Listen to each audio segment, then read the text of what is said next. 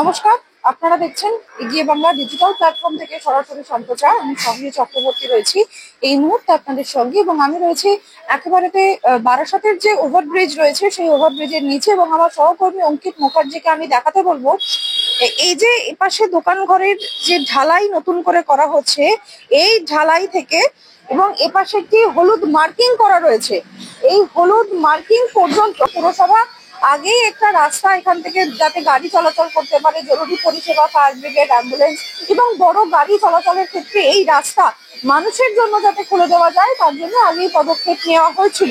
পরবর্তীতে আজ এই রাস্তার কাজ কতটা এগিয়েছে সেটা পরিদর্শনে এসেছিলেন বারাসতের সাংসদ ডক্টর কাকলি ঘোষ দস্তিদার। একেবারে বলা যেতে পারে যে বারাসত শহরের সুরক্ষার জন্য একগুচ্ছ পদক্ষেপ তিনি নিয়েছেন, এবং গোটা বিষয়টি নিয়ে এদিন আমরা কথা বলেছিলাম তার সঙ্গে।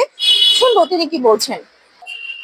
ধন্যবাদ দেবো পৌরসভাকে, এসডিও ম্যাডাম, ডিএম সাহেব, এসপি ম্যাডাম, কেননা এখানটা পুরো অবরুদ্ধ ছিল, হাঁটা চলা যেত না। আমরা চাই সবাই ব্যবসা করুক, যারা রাস্তায় বসেছে তারাও ব্যবসা করুক, যারা বড় দোকান বরাবর রয়েছে তারাও ব্যবসা করুক।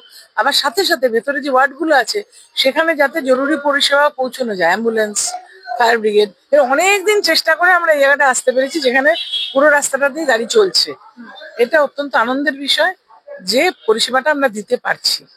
ওটা যশোর রোড, আমি যশোর রোড, টাকি রোড আর রাজারহাট 221 রুট তিনটে নিয়ে পিডব্লিউডি রোডস কে এক্ষুনি চিঠি লিখে এসেছি, কেন কালকে আমি 211 রুট দিয়ে দেগঙ্গা গেছিলাম। এই রাস্তাগুলো ভেঙেছে, বৃষ্টিতে ভাঙার কথা নয়, ভীষণ হেভি ডিউটি লরি চলে, এটা কিন্তু মানে যতটা অ্যালাউ তার চেয়ে বেশি চলে, সেজন্য ভাঙছে জল পড়ে বৃষ্টিতে।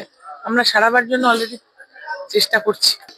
জলের জন্য কটা দিন হলো ওরা তার লাগিয়ে গেছে, কিন্তু ক্যামেরাগুলো ভীষণ দামি বলে বৃষ্টিটা থামলে ওরা লাগাবে, এখন লাগায়নি। কিন্তু আরো বোধহয় 1 কোটি টাকার ক্যামেরা লাগবে বারাসাত মধ্যমগ্রাম মিলে।